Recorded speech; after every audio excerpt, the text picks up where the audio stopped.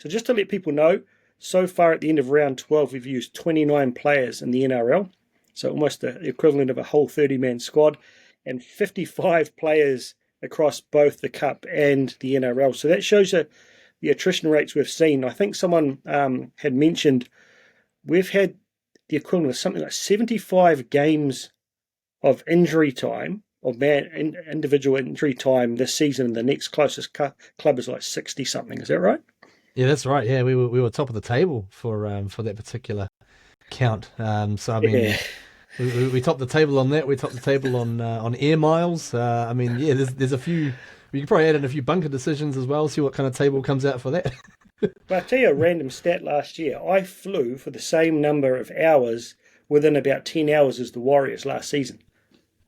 Um, it was just so, I mean, I knew we both flew, I flew similar amount, but it was literally almost exactly the same amount of airtime. Um, Wow. Random stat guy. So let's start out at fullback here. For the NRL so far, we've obviously had Chans, Tane Tuopiki, RTS, Dallin Watene-Zelezniak. And in Cup, we've had Ben Farr, Setu Tu, Geronimo Doyle, and Motu Pasikala. So who stood out for you for the NRL boys there? Chans, Tane, RTS, and Dallin. Yeah, I mean, they've all put on a good sort of shift whenever they've been in the number one jersey. Obviously, Chance has got the sort of inside inside lane on that. But at different times, I feel like the game that Roger jumped into fullback when we played against the Raiders. I didn't actually think we'd win that game unless we had him at fullback. And likewise, Tane put in a match-winning performance up against the Penrith Panthers as well, and then Dallin against the Dolphins. So that's not to take away from anything from what Chance has done as well, but it seems as though whoever has been put at the back to do a job and at number one has gone ahead and done it on that particular day, which is, as you can see with those numbers of guys that we've put through the jersey, we've needed them.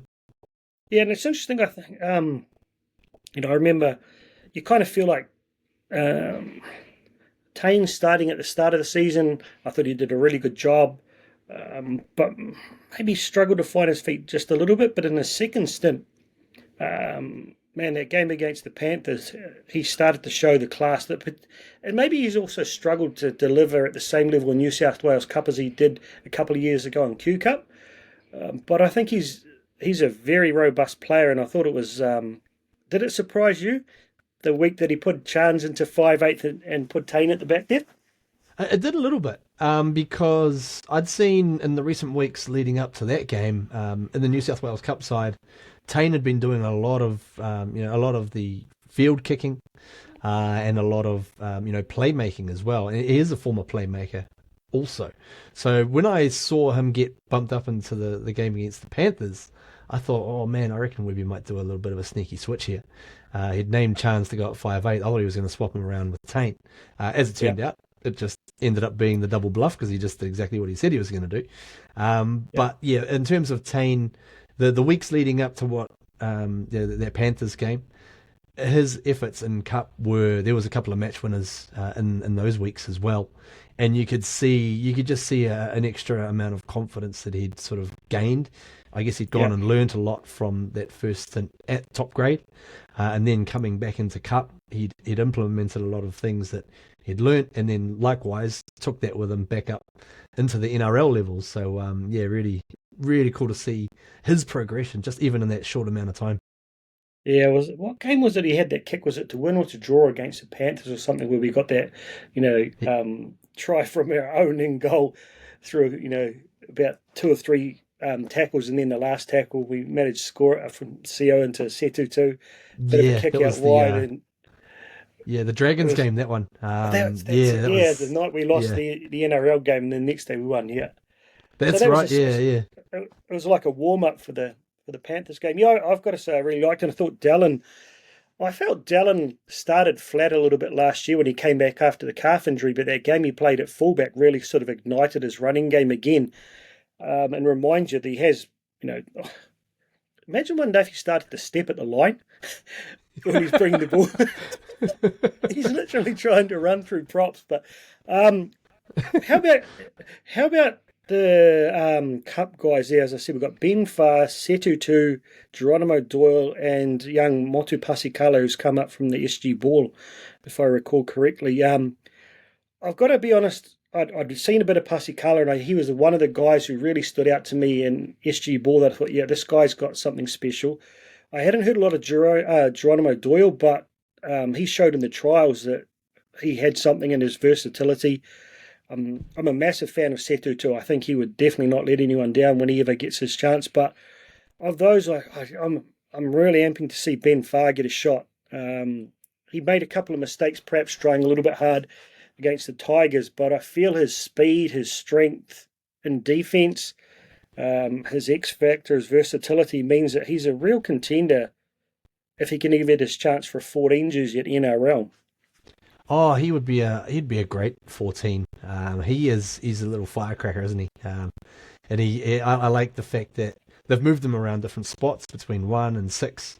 I think personally, I kind of like him more in the 6 jersey, but having him as a 14th man would just be, I think a wonderful Because he guy grew to up have playing around hooker because as well. he's He doesn't like it, but he right. grew up playing hooker, so he can play hooker as well. He's played halfback as well in Cup, Yep.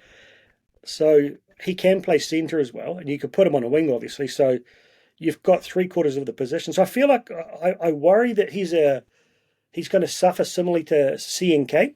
His Mm. versatility means he's kind of never really found a home, and now having seen Chanel Harris DeVita back on the bench would make it even harder for him. But just during that period there, I was hoping he might sneak in there, and I was sort of surprised they gave Paul Roach the call up there as a utility. But shit, he exceeded my expectations too. But we'll get on to him when we get to hookers. So, who's your sort of my guy to watch for the next maybe could make an NRL debut if needed this year and hold their own, and maybe who's your long term watch out for this guy? Yeah, so I think I think we might be thinking similar things about Setu too, because I'd seen him put in a lot of performances earlier in the year in the Cup side, where he was just pure X factor, making line breaks, scoring tries, match winning tries, that sort of thing. I would love to see him, get a crack in first grade, and maybe just sort of maybe jump the queue a little bit, maybe not so much at fullback, maybe as a winger, perhaps. When we have injury issues out on the wing, I'd love to see him, get a crack in there. Also, just Geronimo Doyle's another guy. He's been kind of floating around a little bit in the Cup team, and he's played in a number of positions as well, between 1, 6, 7, and wherever else, in the 14th man kind of role. And every time I've seen him, play, I've just thought he's just done some really, really great things. And he's also, I think he single handedly won us a game against the Knights in Cup games as well. So so between those two probably more likely perhaps, given his age, he's a bit younger than Geronimo, sort of been around the scene in the UK for a bit. But yeah, if Setu too, it's probably unlucky he got injured at the time that he did, because he could have been, getting close to potentially getting a crack in the NRL level. Longer term, I've really liked what I've seen from Motu Pasikala, in terms of either at fullback or on the wing for New South Wales Cup as well. And that's not just the pure sort of try scoring feats or line breaks if you're making an SG ball. I've seen him in the Cup team actually saving multiple tries, getting back, covering He is kicks. he doesn't look to me like you've got guys like the likes of the Hammer who just you can see on TV they're another level, but you see him pull away from players a lot. Is he faster in person than he perhaps looks on TV? Possibly, yeah. I think he's he's deceptive. He's really he's sort of maybe he'd probably look a bit quicker as well because of his ability to change direction and keep that speed. He's a swerver, right? A kind of Christian Cullen like, rather Yes, than a that's stepper. exactly the name I was thinking of. Because you can see how devastating that can be, because all of a sudden, the defense going that way and then Motu goes back that way, and that's when he can, make his money and just clear out on people, and you're like, holy heck, how fast is this guy? So without being, quite express at the top end, he's certainly got that change of direction, and just he's got a real nose for the try line as well. He scored one try in Cup, which I have no idea how he scored it. He had about 4 guys on him, and he just reached around and just plonked the ball down. It was like, holy heck, this guy is something else. Yeah, I mean, I think like I said, I like there's something about Ben Fire. Really, you want it. Well, the same as Setu, they're both so likable. You just want them to succeed.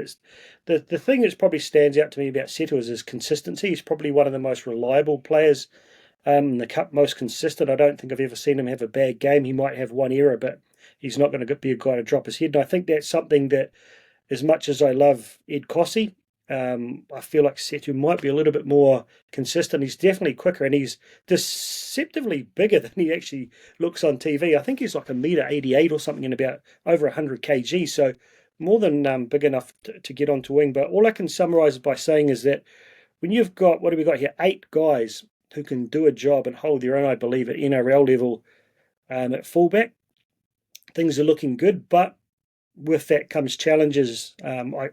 Can you keep them all over the next couple of years? We'll probably have that in a lot of positions. So